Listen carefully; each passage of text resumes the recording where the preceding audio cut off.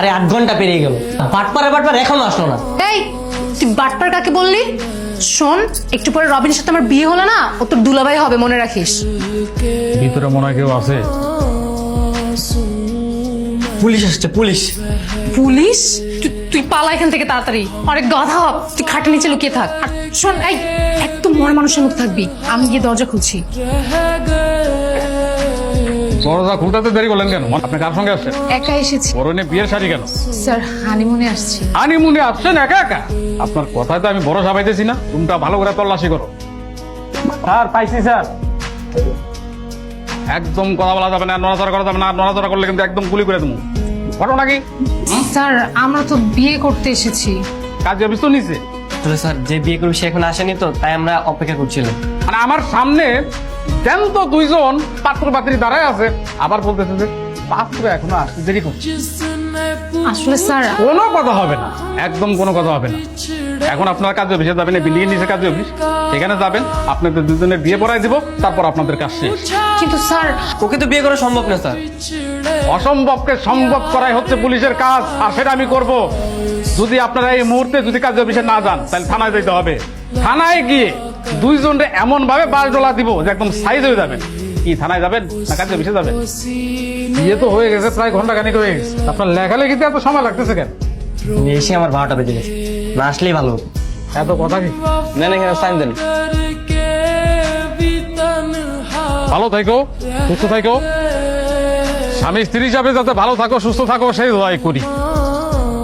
আর কোন ধরনের সমস্যা হলে সাথে সাথে আমার জানাবা। আসছে সব সমস্যা নিজে সৃষ্টি করে, এখন আসছে সমস্যা হলে জানাবা। ফাঁসি।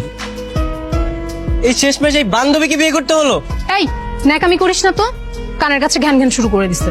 আমি হচ্ছে রবিনের টেনশনে। আচ্ছা শান্ত, রবিনের কোনো বিপদ হয় নাই তো? বিপদ মানে মহা বিপদ হগর। আজকে যা কিছু হয়েছে এর জন্য আমি অভিশাপ দিব ওকে। শান্ত, তুই তো দেখি মহা খারাপ রে। আচ্ছা শোন, এসব কিছু বাদ দিয়ে চল তোর বাসায় যাই। আমার বাসায় মানে? আমার বাসায় তোর কি কাজ? আমার বাসায় তোর কোনো কাজ নেই। ও মা, বিয়ে করলি আমাকে, এখন বউ নিয়ে বাসায় যাবি না? বিয়ে করেছি মানে এটা কি কোনো বিয়ে? আর তোকে বিয়ে করছি তাই বলে কি আমার বাসায় নিয়ে যেতে হবে তোকে? দেখ ভাই, বিয়েটা কিন্তু আমি আমার নিজের ইচ্ছায় করিনি, তুই জোর করেছিস তাই আমি করেছি।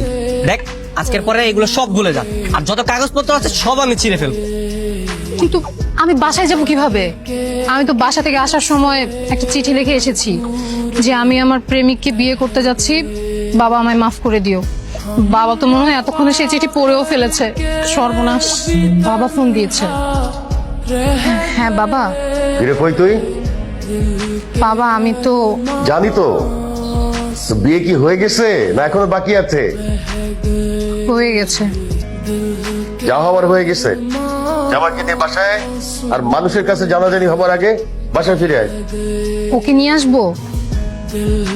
তো তুই তো চিঠিতে লিখে গেছিস যে ওকে ছাড়া তুই বাঁচবি না। তা এখন তুই ওকে ছাড়া আসতে চাস? আচ্ছা বাবা, ঠিক আছে আমরা আসছি। তোকে নিয়ে যেতে বলেছে। আমাকে বাসায় নিয়ে যেতে বলছে মানে?